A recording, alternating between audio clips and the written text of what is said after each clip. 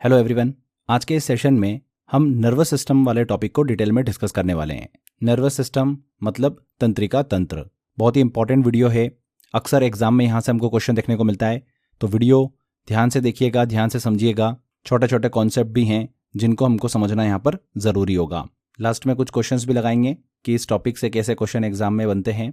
Session को start करते हैं। सबसे पहले हम समझते हैं नर्वस सिस्टम क्या होता है, नर्वस सिस्टम का मतलब क्या है। तो बेसिकली नर्वस सिस्टम वह नेटवर्क होता है, वह जाल होता है जो न्यूरॉन से बना हुआ होता है। इसका काम क्या होता है? इसका काम होता है सोचना, समझना, याद रखना और हमारे शरीर के अन्य अंग जो होते हैं उनको इंस्ट्रक्शन पहुंचाना, संदेश पहुंचाना। ठीक है।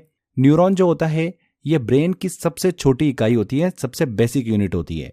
इसका मुख्य काम क्या होता है? ब्रेन से इंफॉर्मेशन का एक्सचेंज करना, आदान प्रदान करना। समझ में आया आपको? अब नर्वस सिस्टम जो होता है वो किन किन चीजों से मिलकर बना होता है ये समझना जरूरी है। तो नर्वस सिस्टम 4 चीजों से मिलकर बना हुआ होता है। ब्रेन मतलब मस्तिष्क, दूसरा होता है संवेदी अंग मतलब सेंसरी ऑर्गन्स, तीसरा होता है मेरुदंड मतलब स्पाइनल कॉर्ड एंड चौथा होता है न्यूरॉन्स मतलब तंत्रिका कोशिकाएं। तो ये क्लियर हो गया नर्वस सिस्टम किन किन चीजों से मिलकर बना हुआ होता है। यहां पर हमने न्यूरॉन की बात करी, तो न्यूरॉन क्या होते हैं इनको समझते हैं। न्यूरॉन हमारे शरीर में पाए जाने वाली सबसे लॉन्गेस्ट सेल होती है। क्या होती है? सबसे लॉन्गेस्ट सेल कौन सी होती है? न्यूरॉन होती है। हमारे शरीर में लगभग 100 बिलियन न्यूरॉन्स पाए जाते हैं। कितने? 100 बिलियन न्यूरॉन्स, 100 अरब न्यूरॉन उपस्थित होते हैं। न्यूरॉन में रिकंस्ट्रक्शन की क्षमता बहुत ही कम होती है। इसी कारण से न्यूरॉन में सेल डिवीजन हमको नहीं देखने को मिलता है। ठीक है, एग्जाम में क्वेश्चन पूछ लेते हैं, यहां से ध्यान रखिएगा। न्यूरॉन में रिकंस्ट्रक्शन की क्षमता नहीं होती है, इसी कारण से न्यूरॉन में कोशिका विभाजन, सेल डिवीजन नहीं होता है। अगर समझ में नहीं आया तो मैं थोड़ा सा आपको सिंपल लैंग्वेज में समझा देता हूं कि न्यूरॉन में रिकंस्ट्रक्शन की क्षमता बहुत कम होती है। इसका मतलब यह है कि एक बार यदि अगर न्यूरॉन डैमेज्ड हो गया, क्षतिग्रस्त हो गया, तो वह अपने आप को आसानी से दोबारा नहीं बना सकता।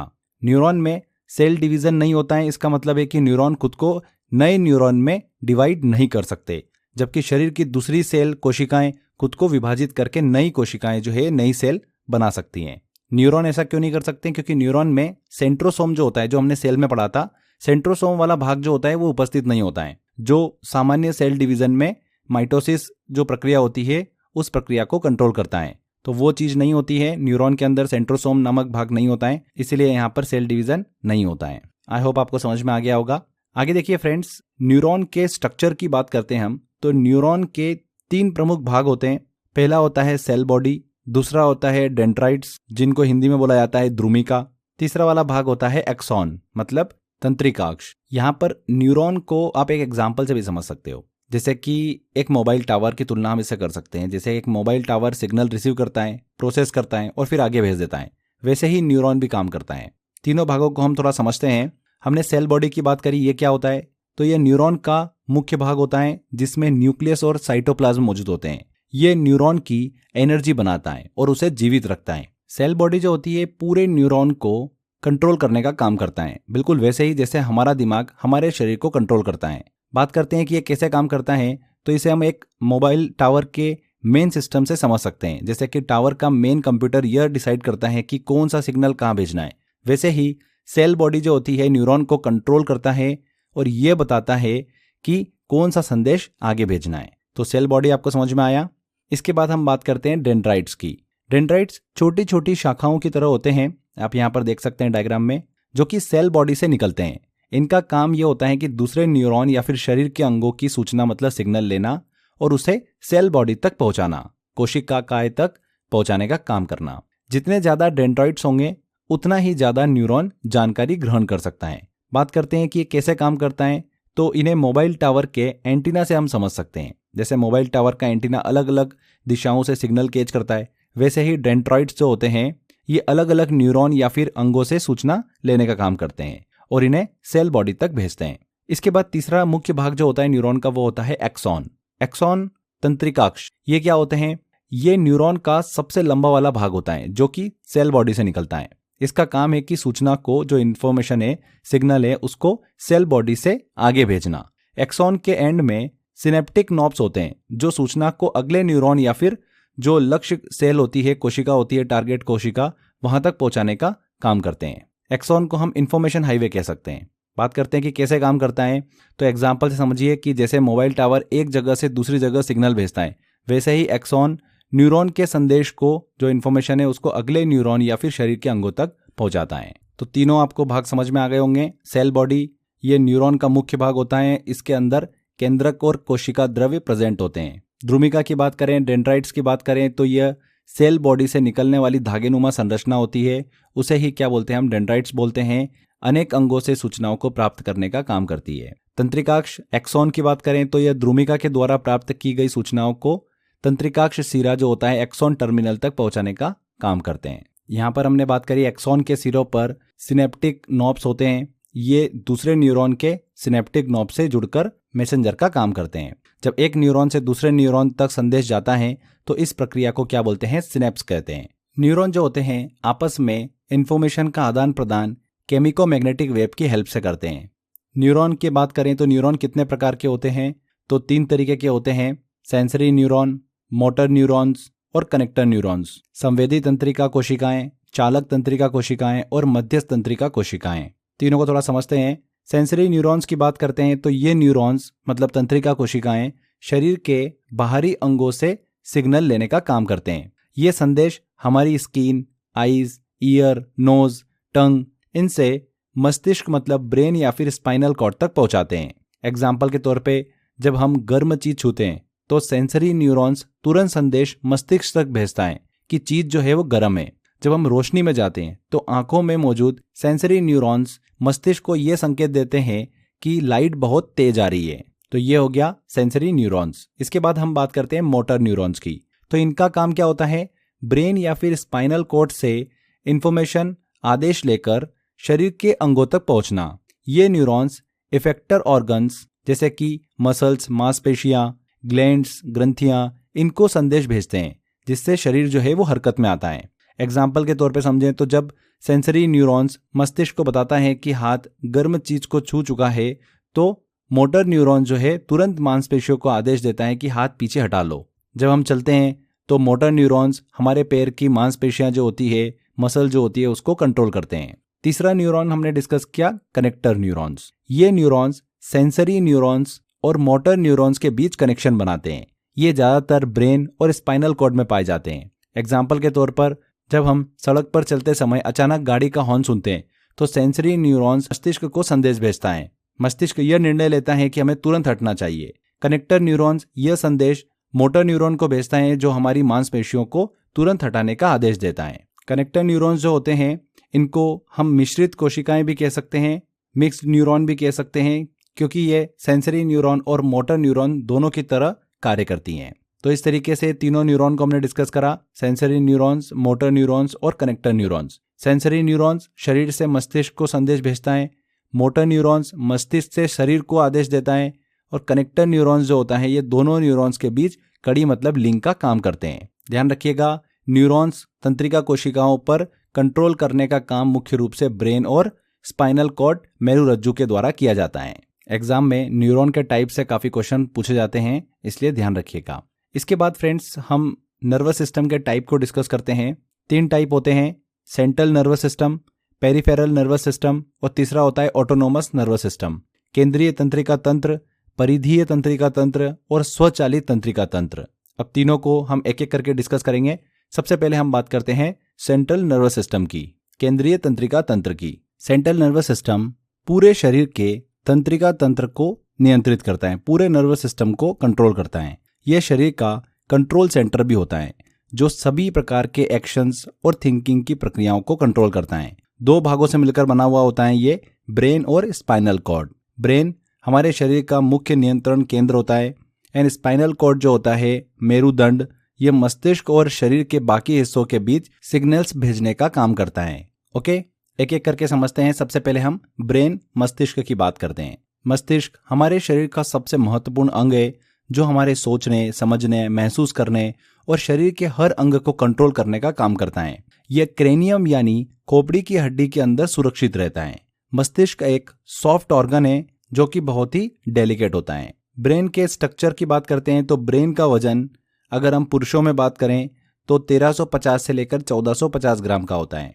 महिलाओं में बात करें तो मस्तिष्क का औसतन वजन 1200 से 1300 ग्राम होता है। बच्चों में अगर हम बात करें तो लगभग 350 से 400 ग्राम के आसपास इसका वजन होता है। ब्रेन में 65% टू 70% फैट होता है, इसलिए इसे शरीर का सबसे फैटी ऑर्गन भी कहा जाता है। मस्तिष्क, हमारा जो ब्रेन होता है, 3 परतों की झिल्ली मतलब मेनिंजेस से ढका हुआ होता है, जो इसे सुरक्षित रखता है। ये 3 झिल्लियां कौन सी होती है? पहला है ड्यूरा मैटर, सबसे भारी और मजबूत परत होती है। दूसरा है ऑर्केनॉइड, बीच की परत होती है जिसमें फ्लूइड मतलब तरल पदार्थ रहता है। तीसरा होता है पाया मैटर, सबसे अंदरूनी परत होती है जो सीधे मस्तिष्क से जुड़ी हुई होती है। मेनिंजेस और मस्तिष्क के बीच में, ब्रेन के बीच में एक खास तरल पदार्थ जो होता है, लिक्विड पदार्थ, वो भरा हुआ होता है जिसे सेरिब्रोस्पाइनल फ्लूइड कहा जाता है, CSF। मेनिंजेस परत में रोगाणु मतलब जर्म्स का हमला होने पर इसमें सूजन आ जाती है, जिसके कारण मेनिंजाइटिस नामक बीमारी हो जाती है। राजा राम मोहन राय की मृत्यु मेनिंजाइटिस के कारण ही हुई थी। ये तरल ब्रेन को शॉक्स मतलब झटकों और भारी आघातों से बचाता है। तो ड्यूरा मैटर सबसे भारी परत होती है जो कपाल अस्थि से जुड़ी हुई होती है। ऑर्केनॉइड ये मध्य वाली परत होती है जो कि कोमल उत्कोट टिश्यू से मिलकर बनी हुई होती हैं और ये मकड़ी के जाले जैसी कंस्ट्रक्शन के रूप में हमको दिखाई देती हैं। पाया मैटर सबसे अंदरूनी परत होती है मस्तिष्क के अंदर, जो कि मस्तिष्क की सतह से लिपटी हुई होती है। नेक्स्ट हम ब्रेन के फंक्शन की बात करते हैं तो मस्तिष्क हमारे शरीर को कंट्रोल करता है। हमारे दिमाग का मुख्य काम बॉडी को कंट्रोल और कोऑर्डिनेट करना होता है। सोचने, बोलने, सुनने, याद रखने, सीखने, निर्णय लेने, भावनाओं को महसूस करने और शरीर के सभी कार्यों को कंट्रोल करता है। एग्जाम्पल के तौर पर जब हम भूखे होते हैं तो मस्तिष्क हमें खाने का संकेत भेजता है। जब कोई हमें छूता है तो दिमाग तुरंत हमें एहसास कराता है कि यह कैसा स्पर्श है, सॉफ्ट है कि हार्ड है। जब हम कोई सवाल हल करते हैं तो मस्तिष्क सोचने और याद करने का काम करता है। नेक्स्ट हम ब्रेन के अलग अलग पार्ट को डिस्कस करते हैं। तो मस्तिष्क को जैसा कि आप देख सकते हैं कि 3 भागों में बांटा गया है। पहला होता है फोर ब्रेन, दूसरा होता है मिड ब्रेन और तीसरा होता है हाइंड ब्रेन। फोर ब्रेन मतलब अग्र मस्तिष्क, मिड ब्रेन मतलब मध्य मस्तिष्क और हाइंड ब्रेन मतलब पश्चिम मस्तिष्क, पीछे वाला मस्तिष्क का भाग। फोर ब्रेन जो होता है, अग्र मस्तिष्क जो होता है, यह मस्तिष्क का सबसे बड़ा भाग होता है। हर एक पोर्शन को हम डिटेल में डिस्कस करेंगे। इसका मुख्य कार्य क्या होता है? सोचना, याद रखना, निर्णय लेना, भावनाओं को कंट्रोल करना, ये सब इसका काम होता है फोर ब्रेन का। इसके मुख्य भाग कौन कौन से होते हैं? सेरिब्रूम आता है इसमें और डाइन्सेफेलॉन आता है। सेरिब्रूम मस्तिष्क का सबसे बड़ा हिस्सा जो सोचने और याददाश्त से जुड़ा हुआ होता है। डाइन्सेफेलॉन की बात करें तो ये 2 भाग में होता है, एक थैलेमस और एक हाइपोथैलेमस। थैलेमस शरीर से आने वाली सूचनाओं, इंफॉर्मेशन को मस्तिष्क के अलग अलग हिस्सों में भेजता है। हाइपोथैलेमस की बात करें तो भूख लगना, प्यास, नींद और शरीर के टेम्परेचर को कंट्रोल करता है। मिड ब्रेन मध्य मस्तिष्क की बात करते हैं तो ये ब्रेन और स्पाइनल कॉर्ड के बीच में एक लिंक का काम करता है। इसका काम क्या होता है? आंखों और कानों से आने वाली इंफॉर्मेशन को प्रोसेस करना। इसके 2 भाग होते हैं, एक होता है कॉर्पोरा क्वाड्रिगेमिना, ये आंखों और कानों की एक्टिविटी को कंट्रोल करता है। दूसरा है सेरेब्रल पेंड्यूल, ये शरीर के संतुलन और हरकतों को कंट्रोल करता है। हाइंड ब्रेन की बात करें, पश्चिम मस्तिष्क की बात करें तो शरीर की एक्टिविटी को कंट्रोल करने वाला भाग होता है। ये इनवॉलेंट्री एक्शंस को कंट्रोल करता है, जैसे कि चलना, संतुलन बनाए रखना, हृदय की धड़कन, श्वसन, इन सभी को।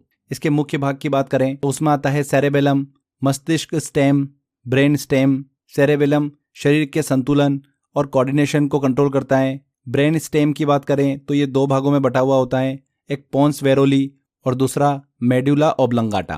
पोन्स वेरोली नींद और चेहरे की जो अभिव्यक्ति होती है उसको कंट्रोल करता है। मेडुला ओब्लंगाटा की बात करें तो हृदय की धड़कन, श्वसन, डाइजेशन, पाचन, इनको कंट्रोल करता है। तो ये एक हमने ओवरव्यू डिस्कस किया। अब हर एक सेक्शन को अपन थोड़ा सा डिटेल में डिस्कस करते हैं, हर एक भाग को। सबसे पहले अपन लेते हैं फोर ब्रेन को, मतलब अग्र मस्तिष्क को। फोर ब्रेन, अग्र मस्तिष्क, मस्तिष्क का सबसे बड़ा भाग है। ये सोचने, निर्णय लेने, याद रखने और शरीर के कार्यों को कंट्रोल करने का मुख्य सेंटर है। फोर ब्रेन 2 भागों से मिलकर बना होता है, सेरिब्रम और डाइन्सेफेलॉन। सेरिब्रम सोचने और याददाश्त से जुड़ा हुआ सबसे बड़ा हिस्सा होता है। डाइन्सेफेलॉन की बात करें तो हार्मोन और शरीर के ऑटोमेटिक फंक्शन को कंट्रोल करने वाला भाग होता है। दोनों को अच्छे से डिटेल में समझते हैं। सबसे पहले हम बात करते हैं सेरिब्रम की। सेरिब्रम मस्तिष्क का सबसे बड़ा और सबसे डेवलप्ड हिस्सा होता है। यह मस्तिष्क का 2/3 हिस्सा होता है। इसका मुख्य कार्य क्या होता है? इंटेलिजेंस मतलब बुद्धिमत्ता, सोचने और निर्णय लेने में यह हेल्प करता है। मेमोरी और इमोशन को भी कंट्रोल करने का काम करता है सेरिब्रम। सेरिब्रम के 4 अलग अलग भाग होते हैं, मतलब लोब्स होते हैं, लोब्स में बटा हुआ होता है ये, जो कि अलग अलग कार्यों के लिए रिस्पॉन्सिबल होते हैं। पहला होता है फ्रंटल लोब। फ्रंटल लोब जो होता है ये सेरिब्रम का सबसे महत्वपूर्ण भाग होता है। इसका काम क्या होता है? मेमोरी को स्टोर करना, सोचने और निर्णय लेने में हेल्प करना, पर्सनालिटी डेवलपमेंट और क्रिएटिविटी को कंट्रोल करता है ये, कम्युनिकेशन और ध्यान केंद्रित करने को ये कंट्रोल करता है, कंसंट्रेशन को। ये अनुमस्तिष्क जो होता है सेरिबेलम को भी कंट्रोल करता है, जिससे हमारी शरीर की एक्टिविटी संतुलित रहती है। अगर फ्रंटल लोब क्षतिग्रस्त हो जाए तो व्यक्ति के निर्णय लेने की क्षमता, व्यक्तित्व और ध्यान केंद्रित करने की शक्ति प्रभावित हो सकती है। इसके बाद हम बात करते हैं इसके दूसरे भाग की, जो कि है पेरिएटल लोब, तर्क शक्ति और संवेदी सूचनाओं का केंद्र। सेंसरी इंफॉर्मेशन को ये प्रोसेस करता है। इसका काम बेसिकली ये होता है कि लॉजिकल रीजनिंग और मैथमेटिकल कैलकुलेशन में मदद करना, डिस्टेंस, डायरेक्शन, मोशन, इनको समझने में ये सहायता प्रदान करता है। इसी के साथ साथ ये लैंग्वेज को स्टोर करने में हेल्प करता है।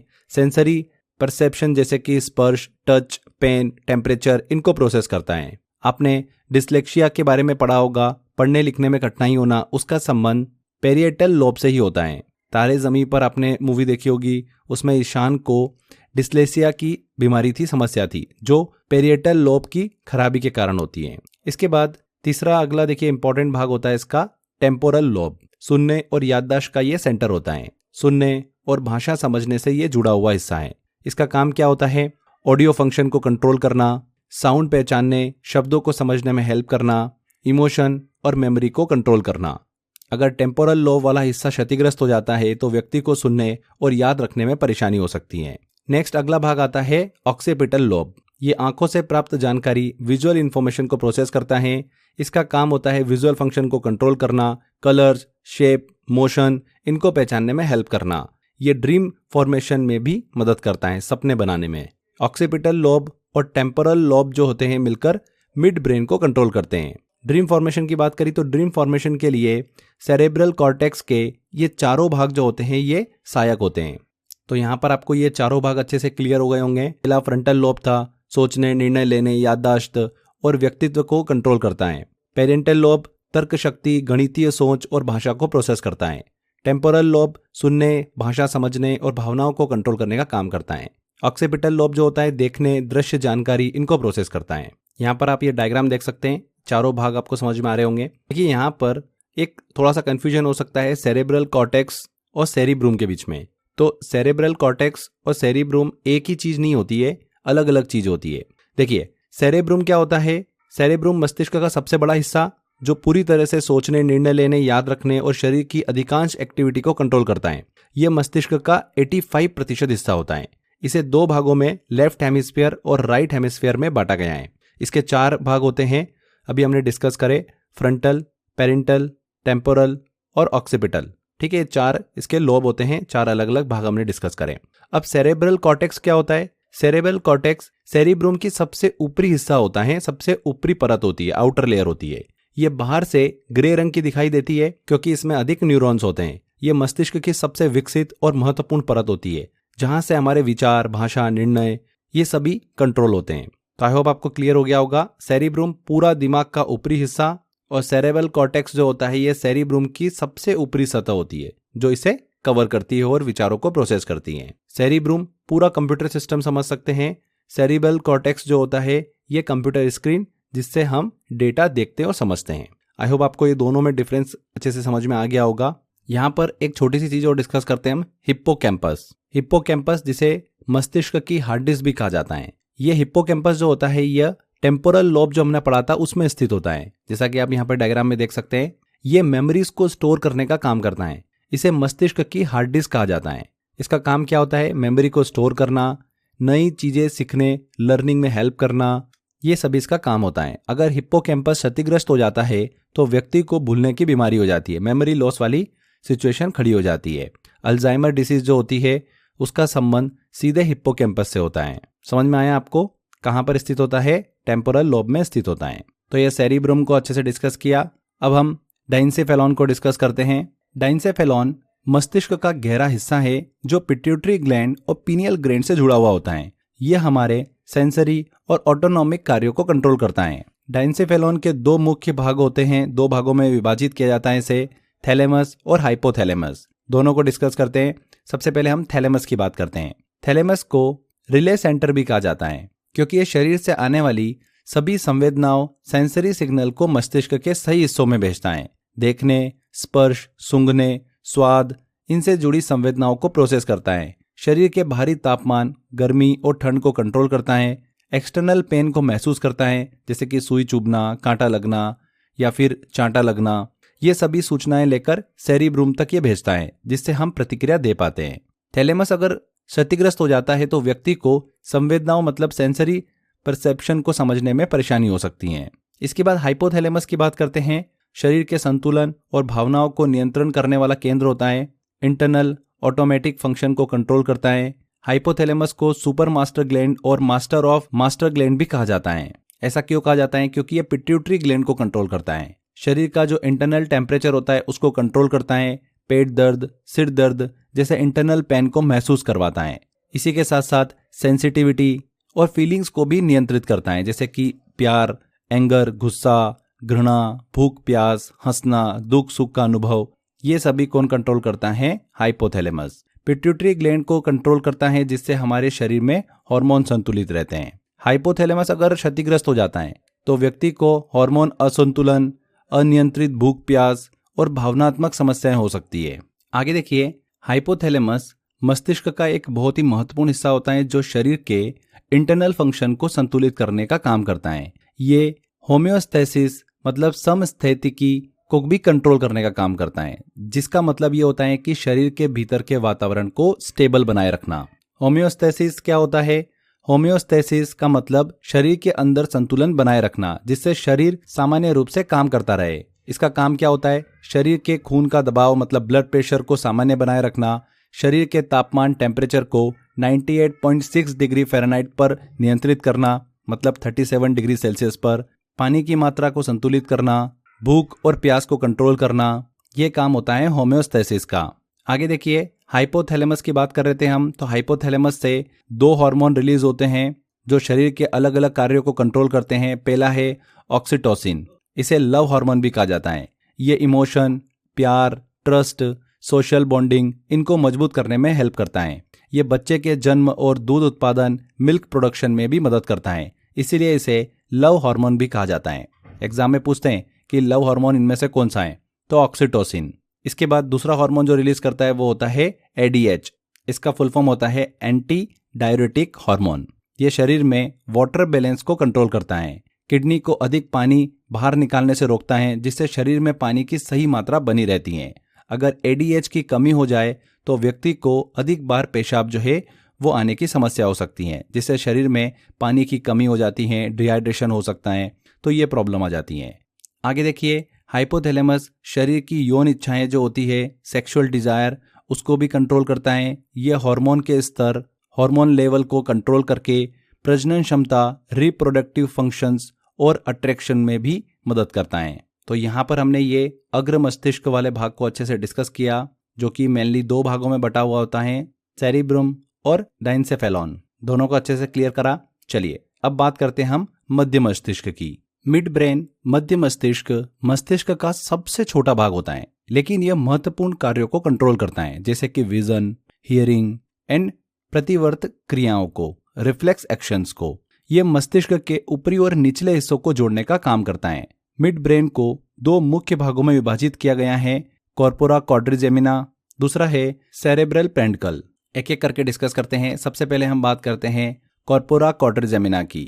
यह मिड ब्रेन का ऊपरी भाग होता है। यह हमारे ऑडियोटरी मतलब श्रवण और दृष्टि कार्यों को कंट्रोल करता है, विजुअल को कंट्रोल करता है। यह हमारे शरीर के 6th सेंस के लिए भी जिम्मेदार होता है, 6ठी इंद्रिय के लिए भी जिम्मेदार होता है। यह 2 भागों में बेसिकली डिवाइडेड होता है, एक सुपीरियर कॉलिकुली एंड दूसरा है इंफीरियर कॉलिकुली। सुपीरियर कॉलिकुली की बात करें तो इनकी संख्या 2 होती है। आई मूवमेंट और वस्तुओं का ध्यान केंद्रित फोकस करने में यह हेल्प करता है।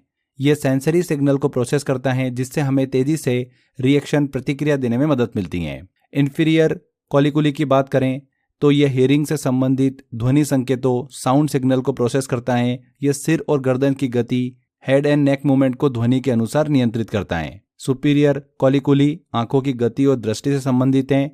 इंफीरियर कॉलिकुली श्रवण और ध्वनि संकेतों से संबंधित हैं। इसके बाद हम मध्य मस्तिष्क के दूसरे भाग की बात करें, सेरेब्रल पेंडिकल की, जिसे ब्रेन का कनेक्शन सेंटर कहते हैं।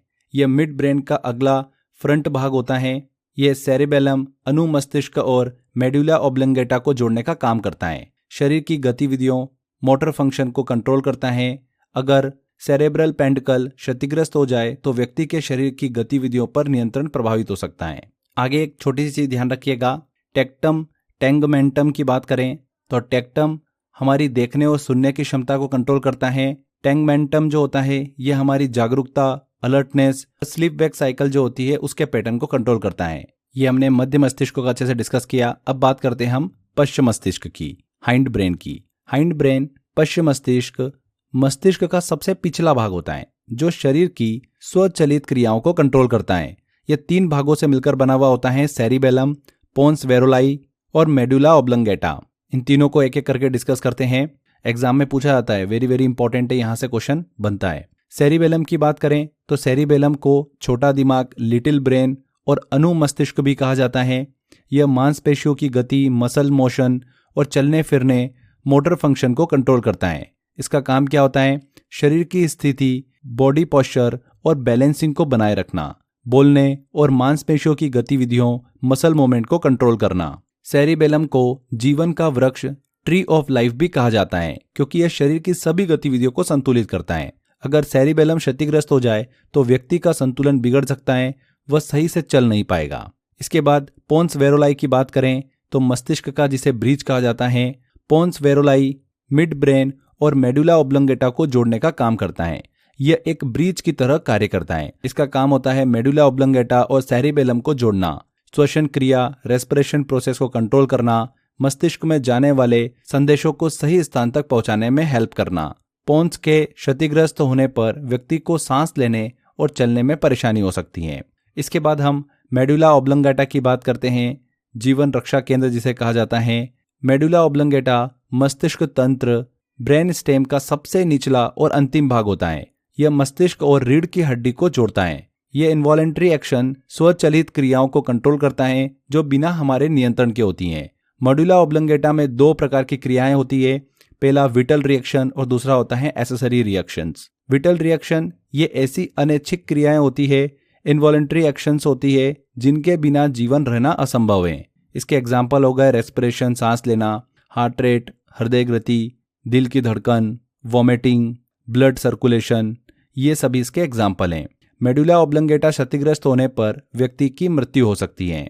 दूसरा है सहायक क्रियाएं, एसेसरी रिएक्शंस। गैर आवश्यक क्रियाएं ऐसी अनैच्छिक क्रियाएं होती है जिनके बिना जीवन रहना संभव है, जैसे कि छींक, स्नीजिंग हो गया, हिकअप्स हो गए, हिचकी आना, खांसना, कफिंग, डकार लेना, बर्पिंग, तो ये सभी हो गई एसेसरी रिएक्शन। मेडुला ऑब्लंगेटा इन क्रियाओं को नियंत्रित करता है जिससे शरीर सही तरीके से रिएक्शन दे सके। तो ये ब्रेन, मस्तिष्क के तीनों भागों को हमने डिस्कस किया, अग्र मस्तिष्क, मध्य मस्तिष्क और पश्चिम मस्तिष्क। जो स्टार्टिंग में हमने सेंट्रल नर्वस सिस्टम की बात करी थी कि वो 2 भागों से मिलकर बना होता है, ब्रेन और स्पाइनल कॉर्ड से। तो ब्रेन को हमने डिस्कस किया जो कि इतना बड़ा था और यहीं से काफ़ी क्वेश्चन बनते हैं, इसीलिए इस भाग को हमने अच्छे से कवर किया है। सेंट्रल नर्वस सिस्टम का दूसरा भाग जो होता है स्पाइनल कॉर्ड, मेरुरज्जु, उसको भी हम कवर करते हैं अब। स्पाइनल कॉर्ड, मेरुरज्जु मस्तिष्क का एक बहुत ही महत्वपूर्ण विस्तार होता है जो शरीर और मस्तिष्क के बीच सूचना के आदान प्रदान, कम्युनिकेशन का काम करता है। ये मेडुला ऑब्लंगेटा से शुरू होकर रीढ़ की हड्डी, वर्टेब्रल कॉलम के नीचे तक फैला हुआ होता है। स्पाइनल कॉर्ड के अगर स्ट्रक्चर की बात करें तो स्पाइनल कॉर्ड एक लंबी सिलेंड्रिकल संरचना होती है जो सफेद और ग्रे पदार्थ, व्हाइट एंड ग्रे मैटर से बनी हुई होती है। यह वर्टेब्रल कॉलम के अंदर स्थित होती है जो इसे सुरक्षा प्रदान करता है। इसमें स्पाइनल नर्व्स निकलती है जो पूरे शरीर में हमको इंफॉर्मेशन, सूचनाएं पहुंचाने का काम करती हैं। एक वयस्क व्यक्ति में स्पाइनल कॉर्ड की लंबाई लगभग 42 से 45 सेंटीमीटर होती है और इसका डायमीटर लगभग 1 सेंटीमीटर होता है। इसके फंक्शन की बात करते हैं तो मस्तिष्क और शरीर के बीच सूचना संचार, इंफॉर्मेशन ट्रांसमिशन का काम होता है। स्पाइनल कॉर्ड मस्तिष्क और शरीर के अलग अलग अंगों के बीच में सेंसरी और मोटर सूचनाओं का आदान प्रदान करता है, जब शरीर से कोई संवेदना जैसे कि दर्द, गर्मी, ठंड ये सब आती हैं तो ये स्पाइनल कॉर्ड के माध्यम से मस्तिष्क तक पहुंचती हैं। रिफ्लेक्स एक्शन को कंट्रोल करता है। स्पाइनल कॉर्ड बिना मस्तिष्क को शामिल किए ही रिफ्लेक्स क्रियाओं को कंट्रोल कर सकता है। जैसे एग्जाम्पल के लिए अगर कोई व्यक्ति गर्म वस्तु को छू देता है तो बिना मस्तिष्क के आदेश का इंतजार किए हाथ अपने आप पीछे हट जाता है। हमने रिफ्लेक्स एक्शन की बात करी तो ये दो प्रकार की होती है। एक होती है जन्मजात रिफ्लेक्स और दूसरा होता है अर्जित रिफ्लेक्स। जन्मजात रिफ्लेक्स ये ऐसी इनोवेंटरी एक्शंस होती है, स्वचालित क्रियाएं होती है जो जन्म से ही शरीर में मौजूद होती है। इनके लिए सीखने या फिर प्रैक्टिस की जरूरत नहीं होती है। ये ब्रेन से नहीं बल्कि स्पाइनल कॉर्ड द्वारा कंट्रोल होती हैं।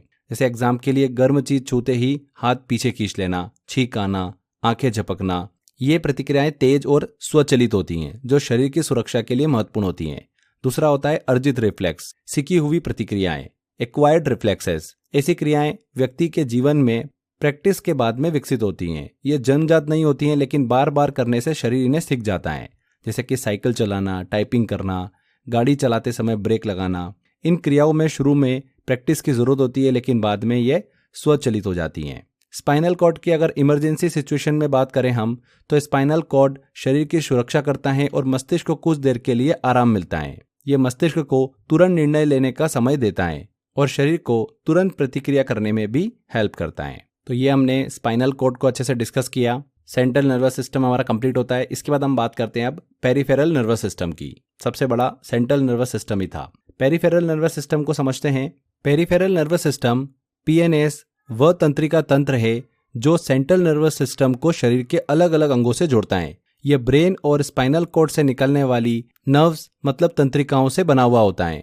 यह शरीर के संवेदनशील, सेंसरी और क्रियात्मक मोटर भागों को कंट्रोल करता है। पीएनएस मुख्य रूप से दो प्रकार की तंत्रिकाओं से मिलकर बना हुआ होता है, एक क्रेनियल नर्व्स और दूसरी स्पाइनल नर्व्स। क्रेनियल नर्व्स जो मस्तिष्क से निकलती हैं, स्पाइनल नर्व्स जो स्पाइनल कॉर्ड से निकलती हैं। ब्रेन से निकलने वाली क्रेनियल नर्व्स की बात करें तो मानव शरीर में मस्तिष्क से कुल 12 जोड़ी तंत्रिकाएं निकलती हैं। ये तंत्रिकाएं सर, गर्दन और चेहरे के अलग अलग कार्यों को कंट्रोल करती हैं। स्पाइनल कॉर्ड से 31 जोड़ी तंत्रिकाएं निकलती हैं। कितनी? 31 जोड़ी। ये भी मिक्स्ड प्रकार की तंत्रिकाएं होती हैं। यहाँ पर हमने मानव शरीर में बात करी कि मस्तिष्क से 12 जोड़ी तंत्रिकाएं निकलती है, नर्व्स निकलती है, जिन्हें क्रेनियल नर्व्स कहा जाता है। उनको भी हम डिस्कस करते हैं एक एक करके। सबसे पहले हम बात करते हैं ऑल्फैक्टरी नर्व्स की, घ्राण तंत्रिका की। यह तंत्रिका, ये जो नर्व होती है, ये गंध मतलब स्मेल को महसूस करने की क्षमता प्रदान करती हैं। इसके बाद में हम सेकंड बात करते हैं ऑप्टिक नर्व्स की। तो ऑप्टिक नर्व आंखों से मस्तिष्क तक विजुअल सिग्नल पहुंचाने का काम करती हैं। ये तंत्रिका रेटिना से जुड़ी हुई होती है, जहां से ये प्रकाश और रंगों की जानकारी मस्तिष्क तक भेजती हैं। तीसरा हम बात करते हैं ऑक्यूलोमोटर तंत्रिका की, नर्व की। ये नर्व आंखों की गति को कंट्रोल करती हैं, आई मूवमेंट को कंट्रोल करती हैं, पलक उठाने, आंखों के फोकस को बनाए रखने में हेल्प करती हैं। चौथी बात करते हैं ट्रोक्लियर तंत्रिका की, ट्रोक्लियर नर्व की। ये जो नर्व होती है, ये आंखों को घुमाने, आई रोटेशन की क्षमता को कंट्रोल करती हैं। ट्राइजेमिनल तंत्रिका की बात करते हैं, नर्व की बात करते हैं, तो ये तंत्रिका नर्व चेहरे, जबड़े, आंखों, इन सब की सेंसरी फंक्शन को कंट्रोल करती हैं। इसके बाद में एब्ड्यूसेंस तंत्रिका नर्व की बात करते हैं, तो यह नर्व आंखों को एक दिशा में हिलाने में हेल्प करती हैं, साइड टू साइड मूवमेंट के लिए मददगार होती हैं। फेशियल नर्व की बात करें तो यह नर्व चेहरे की मांसपेशियों, फेशियल मसल, स्वाद, इनको कंट्रोल करती हैं। नेक्स्ट आती है वेस्टिबुलोकॉक्लियर नर्व। ये नर्व सुनने और शरीर के संतुलन, बैलेंस को बनाए रखने में हेल्प करती हैं। Next ग्लासोफेरिंजियल nerve. ये नर्व गले और मतलब थ्रोट और जीभ की संवेदनाओं को कंट्रोल करती हैं। ये निगलने और लार उत्पन्न करने में हेल्प करती हैं। 10वीं नर्व्स आती है वैगस नर्व। ये हार्ट, लंग और डाइजेशन सिस्टम को कंट्रोल करती हैं। इसके बाद आती है हमारी एक्सेसरी नर्व, सहायक तंत्रिका। ये नर्व गर्दन और कंधों की मांसपेशियों की गतियों को कंट्रोल करती हैं। एंड लास्ट में आता है हाइपोग्लॉसल तंत्रिका, हाइपोग्लॉसल नर्व। ये नर्व जीभ की गतिविधियों को कंट्रोल करती हैं। इनसे काफ़ी क्वेश्चन बनते हैं अलग अलग नर्व से रिलेटेड, इसलिए मैंने आपको यहाँ पर ये डिटेल में समझाए हैं। तो ये हमने पेरिफेरल नर्वस सिस्टम को अच्छे से डिस्कस किया। नेक्स्ट हम बात करते हैं ऑटोनोमस नर्वस सिस्टम की। ऑटोनोमस नर्वस सिस्टम एएनएस वह तंत्रिका तंत्र है जो हमारे शरीर की अनैच्छिक इन्वॉलंटरी क्रियाओं को कंट्रोल करती है। यह हार्ट बीट, ब्रीथिंग, डाइजेशन और ग्लैंड के स्राव को कंट्रोल करती हैं। यह बिना हमारी मर्जी के खुद ब खुद काम करता है, इसलिए इसे स्वचालित ऑटोनोमस कहा जाता है। जब हम सो रहे होते हैं तब भी हमारा दिल धड़कता रहता है, यह ANS द्वारा कंट्रोल होता है। डर लगने पर दिल की धड़कन तेज हो जाती है, ये भी ANS मतलब ऑटोनोमस नर्वस सिस्टम के द्वारा होता है। ऑटोनोमस नर्वस सिस्टम 2 भागों में बटा हुआ होता है। पहला जो होता है वो होता है सिंपैथेटिक नर्वस सिस्टम और दूसरा होता है parasympathetic nervous system. Sympathetic nervous system का मतलब तनाव या फिर खतरे के समय शरीर को यह तैयार करता है। पैरासिम्पैथेटिक नर्वस सिस्टम शरीर को सामान्य अवस्था में वापस लाता है, जैसे कि आराम के समय दिल की धड़कन को सामान्य करना। तो ये होता है autonomous nervous system, ANS system को हमने डिस्कस किया।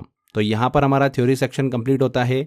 आई होप आपने सारा ध्यान से समझा होगा। छोटी छोटी इन्फॉर्मेशन मैंने आपको बताई है जो अभी एग्जाम के अंदर पूछी जा रही है। इंपॉर्टेंट टॉपिक के काफ़ी क्वेश्चन यहाँ से देखने को मिलते हैं। कैसे क्वेश्चन एग्जाम में पूछे जाते हैं, चलिए कुछ क्वेश्चंस लेते हैं और सॉल्व करते हैं। पहला क्वेश्चन है, सेरिबेलम को किस नाम से जाना जाता है?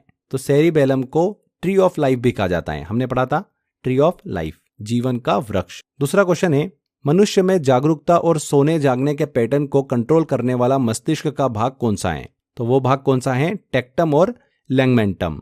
A answer. छठी इंद्री सिक्स सेंस के लिए उत्तरदायी मस्तिष्क का भाग कौन सा होता है? तो सिक्स सेंस के लिए क्या होता है? Corpora quadrigemina. B answer. Love hormone किसे कहा जाता है? तो लव हार्मोन किसे कहते हैं? ऑक्सीटोसिन को। मस्तिष्क की स्मरण शक्ति, मेमोरी को संग्रहित करने का कार्य कौन करता है? तो हार्ड डिस्क की तरह कौन काम करता है? हिप्पोकैम्पस। हमने कवर किया था इसको अच्छे से। हिप्पोकैम्पस यहाँ पर करेक्ट आंसर होगा। अगर हिप्पोकैम्पस को नुकसान पहुंच जाए तो क्या समस्या हो सकती है? क्या समस्या हो सकती है? मेमोरी पूरी तरीके से खो सकती है। तो ऐसे क्वेश्चन यहाँ से इस टॉपिक से हमको देखने को मिलते हैं। और भी क्वेश्चन है, मैंने आपको टेस्ट वाले सेक्शन में दे रखे हैं। अच्छे से टेस्ट की प्रैक्टिस करिए, लगातार क्वेश्चंस लगाते रहिए। जितने ज़्यादा आप क्वेश्चंस लगाएंगे उतनी आपके चांसेस ज़्यादा बनेंगे एग्जाम में क्वेश्चन सही होने के। जितने भी मैं आपको क्वेश्चन देता हूँ हर एक टॉपिक के बाद में, वो सारे क्वेश्चन प्रीवियस ईयर एग्जाम में पूछे हुए क्वेश्चन होते हैं या फिर वो क्वेश्चन होते हैं जिनके आने की संभावना ज़्यादा होती है। तो आप अच्छे से लगातार टेस्ट लगाते रहिए। 100% फ्रेंड्स आपको सफलता मिलेगी। आज के इस लेक्चर में इतना ही। Thank you.